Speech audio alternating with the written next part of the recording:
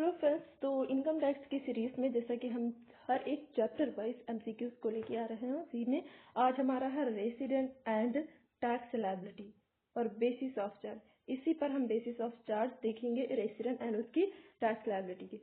तो इससे संबंधित हम प्रश्नों को बहुविकल्पीय प्रश्नों मतलब एमसीक्यू सीरीज को देखेंगे। तो चलिए विदाउट वेस्टिंग टाइम स्टार्ट करते हैं अपना रेसिडेंट से संबंधित एमसीक्यूज। हमारा पहला क्वेश्चन क्या है? ठीक, पहला क्वेश्चन आपको दिखाई दे रहा होगा कि स्क्रीन पे रेसिडेंट का हु में बी नॉट ऑर्डिनरी, ये डायरेक्ट क्वेश्चन लिखा जाता है और डायरेक्ट पूछा भी जाता है कि नॉट ऑर्डिनरी रेसिडेंट फॉर्म कौन नहीं हो सकती। तो देखो कौन सी हु में भी कौन हो सकता है नॉट ऑर्डिनरी। देखो जो ऑर्डिनरी होगा वो नॉट ऑर्डिनरी भी हो सकता है, तो इसमें से कंपनी नहीं हो सकती, पार्टनरशिप नहीं हो सकता, एसोसिएशन ऑफ पर्सन नहीं हो सकता, तो इंडिविजुअल हो सकता है। देखो दो केस, एक तो ये नॉर्मल ये इंडिविजुअल होगा या तो फिर वो HUF होगा। ये दोनों के केस में या तो वो रेसिडेंट होंगे या तो वो नॉन रेसिडेंट होंगे। और प्लस उसमें से रेसिडेंट में भी दो पार्ट डिवाइड होते हैं, एक तो ऑर्डिनरी एक तो नॉट ऑर्डिनरी। ठीक, दो दो बार। तो ऐसा सिर्फ इंडिविजुअल और HUF में ही अप्लाई होता है कि वो ऑर्डिनरी भी होते हैं और नॉट ऑर्डिनरी भी हो सकते हैं। सिर्फ दो केसेस हैं, इंडिविजुअल और HUF। ठीक, तो इसका ध्यान रखिए। नेक्स्ट क्वेश्चन की तरफ बढ़ते हैं। तो हमारा क्वेश्चन क्या है कि अ कंपनी में क्या लिखा, company does not become the following in the previous year. वही क्वेश्चन है कि कंपनी क्या नहीं हो सकती है प्रीवियस ईयर में। तो कंपनी रेसिडेंट हो सकती है, नॉन रेसिडेंट। रेसिडेंट को हम ऑर्डिनरी रेसिडेंट भी लिख सकते हैं, लेकिन कंपनी जो है नॉन रेसिडेंट नहीं हो सकती। ठीक, ऑप्शन नंबर सी।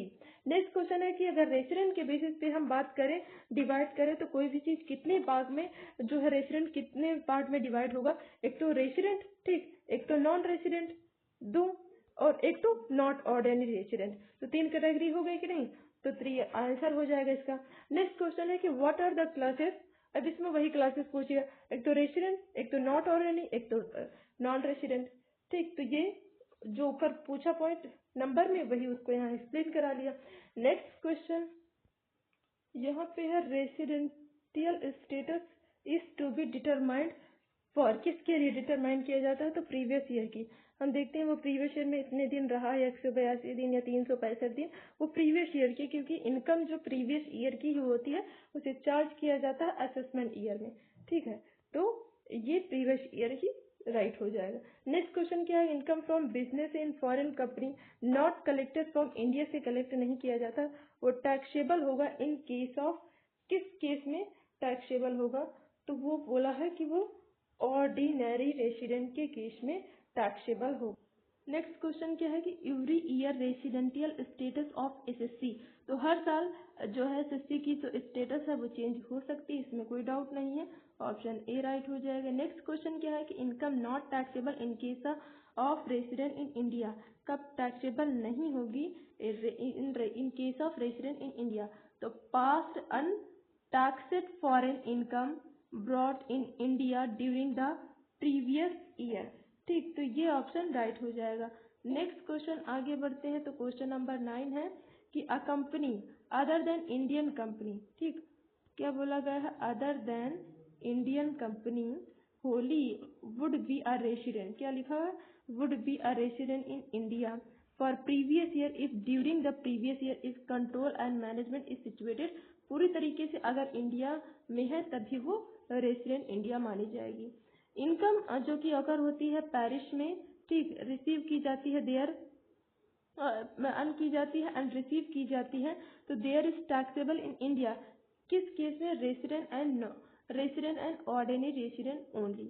ठीक, नेक्स्ट क्वेश्चन क्या है कि इनकम जो कि अकर होती है, अराइज होती है outside India but are receive directly into India are taxable in case of, तो ये सारे ही केस में हो सकता है, नॉन रेसिडेंट पे ऑर्डिनरी और नॉन ऑर्डिनरी के और फिर रेसिडेंट के। इनकम अगर डीम माना जाता है to accrue in arise outside India, ठीक, from a business controlled from India is taxable in case of, तो वो कौन सा केस होगा, तो वो ऑर्डिनरी या फिर नॉट ऑर्डिनरी का केस होगा। ठीक, नेक्स्ट क्वेश्चन नंबर 13 को देखते हैं।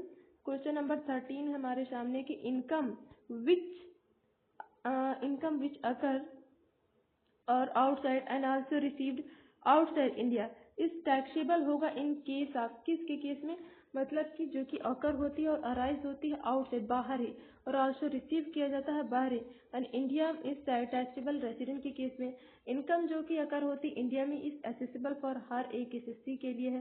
ठीक, नेक्स्ट क्वेश्चन क्या है कि total income of a person is determined on the basis of उसकी रेसिडेंशियल स्टेटस के बेसिस पर इंडिया में क्या है। ठीक, नेक्स्ट क्वेश्चन क्या है कि resident of India who goes abroad, ठीक, for the purpose of employment, ये वर्ड ही दे करके आपको 182 टिक कर देना है। ठीक, ऑप्शन नंबर ए राइट हो जाएगा। H control and management of its affair wholly in India is deemed to be resident in India. Next question क्या है कि an Indian citizen who come, क्या बोला, Indian citizen who come to during the previous year you must stay for how many days in India during the previous year, normal case बोला गया है तो 182 दिन।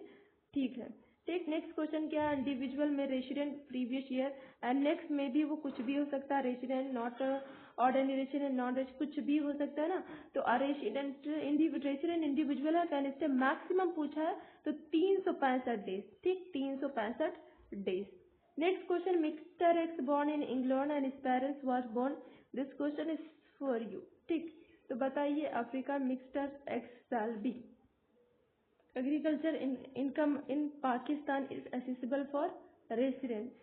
Dividend received from a foreign company received in Japan and which is deposited in Bank of India, the amount of dividend 10,000 will be taxable, all of the above. Next, interest जो income होता है London में receive किया जाता है London में by the एज representative who send it to India it taxable resident के केस में। Sale of house property Kanpur में and half of the 30,000 received in France and how much amount taxable तो 60,000। ठीक, income from sale of house property in England and half of the 15 तो how much shall be deducted, तो आपका ये हो जाएगा ठीक 15,000। नेक्स्ट क्वेश्चन क्या है कि रेम्यूनरेशन रिसीव किया जा रहा है और for the service render and conduct of business in India this will be taxable all of these cases में, अगर फ्रॉम बिजनेस से होता है एंड कंट्रोल एंड इंग्लैंड में है एंड हाफ अमाउंट 20 अमाउंट का रेमिटेड किया जाता है टू इंग्लैंड में and income of 40,000 will be taxable all case में। इंडियन कंपनी से इंग्लैंड में रिसीव किया जाता है टैक्सेबल न किसी भी केस में नहीं होगा। Capital gain on the sale of sale होता है एग्रीकल्चर लैंड जो कि रूरल में ही सिचुएटेड है तो किसी के केस में ऐसा टैक्सेबल नहीं हो सकता। गिफ्ट अगर 4 लाख रिसीव किया जाता फ्रॉम फ्रेंड्स या आउटसाइड तो टैक्सेबल होगा, तो रेसिडेंट के केस में टैक्सेबल होगा। ठीक है, तो बाकी कुछ क्वेश्चन थे रेसिडेंट से संबंधित और कुछ पॉइंट। पहली जरूरी चीज कि रेसिडेंशियल स्टेटस का जो सेक्शन है वो 6 है। ठीक है, और इसमें जैसे कि ऑर्डिनरी रेसिडेंट होना है तो उसके लिए सबसे पहले बेसिक कंडीशन, दो बेसिक कंडीशन में से एक कंडीशन फुलफिल करनी होती है। पहली बेसिक कंडीशन क्या होती है और दूसरी बेसिक कंडीशन क्या होती है। पहली बेसिक कंडीशन है कि वो 182 दिन या फिर 100 या इससे अधिक इंडिया में रहा हो। दूसरी बेसिक कंडीशन है कि वो 365 दिन पिछले प्रीवियस ईयर, ठीक, ये जो प्रीवियस ईयर इसको छोड़ करके वो उसमें वो 365 डेज रहा हो और ये जो प्रीवियस ईयर है इसके असेसमेंट ईयर के जस्ट बाद वाला इसमें वो 60 डेज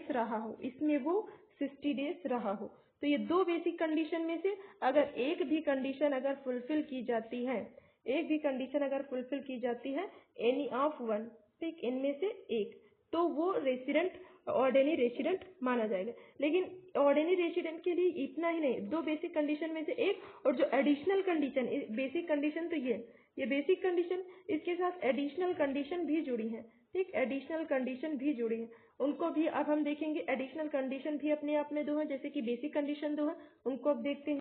उससे पहले अगर for the purpose of employment के पर्पस की वजह से इंडिया को छोड़ रहा है तो उसे 182 दिन वो इंडिया में रहा हो। क्या an individual leave India for the purpose of employment और as a member of crew of India, तो उसके लिए क्या 182 दिन रिक्वायर है। ठीक, और अगर क्या है कि सिटीजन ऑफ इंडिया और of a foreign national of India and origin living outside India, total income अगर एक्सीड करता है, ठीक, अगर एक्सीड करता है, ठीक, एक्सीड करता है 15 लाख से, तो उसे 120 दिन प्रीवियस ईयर में रहना जरूरी है। अगर 15 लाख तक ही अप तो उसे 182 दिन, मतलब कम है तो ज्यादा दिन रहना पड़ेगा 182 दिन। लेकिन 15 लाख से अगर ज्यादा है तो आपको, भाई ज्यादा है तो उससे आपको 120 ही दिन रहना पड़ेगा। ठीक, नेक्स्ट जो हम दो बेसिक कंडीशन तो बात कर चुके थे, दो जो हमारी एडिशनल कंडीशन कौन कौन सी है, ठीक, रेसिडेंट होने के लिए। तो पहला है और दूसरा, पहली क्या हो गई कि पहली जो है पिछले, जैसे कि हमारा ये असेसमेंट ईयर होगा और ये प्रीवियस ईयर होगा, इस प्रीवियस ईयर के जस्ट बाद इसमें 10 प्रीवियस ईयर में, 10 प्रीवियस ईयर में, ये प्रीवियस ईयर, इसके 10 प्रीवियस ईयर में दो प्रीवियस ईयर वो इंडिया में रहा हो, दो प्रीवियस ईयर इंडिया में रहा हो। एक तो ये पहली हो गई कि असेसमेंट ईयर के जस्ट प्रीवियस ईयर के बाद वो 10 जो प्रीवियस ईयर है उसमें दो प्रीवियस ईयर में वो इंडिया में रहा हो, पहली कंडीशन ये है। और दूसरी कंडीशन ये है कि assessment year and previous year, इसके बाद जो 7 प्रीवियस ईयर है, 7 प्रीवियस ईयर में वो किसी भी दिन, मतलब टोटल बात करें तो वो 730 दिन इंडिया में रहा हो। तो बहुत इजी एंड सिंपल है कि पहले कंडीशन क्या है कि वो प्रीवियस ईयर के प्रेसिडिंग प्रीवियस ईयर में 10 प्रीवियस ईयर में 2 प्रीवियस ईयर इंडिया में रहा हो, और दूसरी क्या है कि 7 प्रीवियस ईयर में मतलब 7 प्रीवियस ईयर में 730 दिन रहा हो। ठीक, वो जो प्रीवियस ईयर जस्ट बाद वाला आता है इसको छोड़ करके आगे के प्रीवियस ईयर जो आते हैं उसमें की बात हो। और ऑर्डिनरी रेसिडेंट होने के लिए ये दोनों की दोनों कंडीशन जो है वो फुलफिल होनी जरूरी है। और बेसिक कंडीशन में एक भी हो सकती है, एडिशनल अगर बेसिक में एक है एडिशनल में दो है तो हो जाएगा ऑर्डिनरी। लेकिन अगर एडिशनल में नहीं है ऑर्डिनरी में दोनों है तो वो ऑर्डिनरी रेसिडेंट नहीं माना जाएगा। ठीक है, तो ये कॉन्सेप्ट अच्छे से समझ में आ गया। ठीक, और कॉन्सेप्ट देखते, अब केस देखने जा रहे हैं। ठीक, हमारा जो केस है वो HUF है, BOI है। ठीक, HUFAOP BOI। ठीक, इसमें क्या है, एक तो इन दोनों में या तो रेसिडेंट होगा या तो नॉन रेसिडेंट होगा। रेसिडेंट के लिए क्या है और नॉन रेसिडेंट के लिए क्या है। तो रेसिडेंट के लिए, नॉन रेसिडेंट के लिए देखते हैं, अगर इनका जो है सिचुएटेड है, ठीक, कंट्रोल एंड मैनेजमेंट, ठीक, इनका जो कंट्रोल एंड मैनेजमेंट अगर इंडिया में है, अगर वो इंडिया में है तो वो रेसिडेंट होंगे। अगर इनका कंट्रोल एंड मैनेजमेंट इंडिया में नहीं है, इंडिया में नहीं है तो वो नॉन रेसिडेंट होंगे। दो, अगर कंट्रोल एंड मैनेजमेंट इंडिया में है तो रेसिडेंट होंगे, अगर कंट्रोल एंड मैनेजमेंट इंडिया में नहीं है तो वो नॉन रेसिडेंट, मतलब कि वो रेसिडेंट नहीं होंगे। अब दूसरा केस हम देखने जा रहे हैं कंपनी का। ठीक, कंपनी का केस। ठीक, कंपनी के केस में हम देखते हैं पहला कि कंपनी में भी दो कंडीशन होती हैं। एक कंपनी के केस में सबसे बड़ी बात यह है कि ये तो रेसिडेंट होगा या तो नॉन रेसिडेंट होगी कंपनी। ठीक, तो पहली और दूसरी दो बेसिक कंडीशन क्या है कि वो कंपनी जो है वो इंडियन कंपनी हो। ठीक, कंपनी जो है वो इंडियन कंपनी हो, और दूसरी चीज कि उसका जो इफेक्टिव मैनेजमेंट या मीन्स अगर बात करें कंट्रोल एंड मैनेजमेंट वो भी इंडिया में हो, तो वो रेसिडेंट, इन दोनों केस में फिर वो रेसिडेंट हो जाएगी, रेसिडेंट होगी। और इनमें से अगर एक भी चीज है, इनमें से अगर एक भी चीज है एनी वन, तब भी वो रेसिडेंट हो जाएगी, तब भी वो रेसिडेंट, या तो ये चीज है या तो ये चीज है, इन दोनों में से अगर एक भी चीज है तब भी वो रेसिडेंट हो जाएगा। अगर इन दोनों में से कुछ भी नहीं है तो वो नॉन रेसिडेंट कंपनी हो जाएगी। ठीक, नॉन रेसिडेंट कंपनी हो जाएगी। अब any other artificial local authority की बात करेंगे। लोकल अथॉरिटी के केस में क्या है कि अगर उनका कंट्रोल एंड मैनेजमेंट इंडिया में है, ठीक, तो वो रेसिडेंट है। अगर कंट्रोल एंड मैनेजमेंट इंडिया में नहीं है तो वो नॉन रेसिडेंट है। ठीक है, तो ये था रेसिडेंशियल स्टेटस के बारे में कि किस तरीके से फाइंड आउट करते हैं। ठीक है, नेक्स्ट वीडियो में कुछ नेक्स्ट टॉपिक के साथ बात करेंगे। Thank you very much. Please like share and subscribe our channel. Thank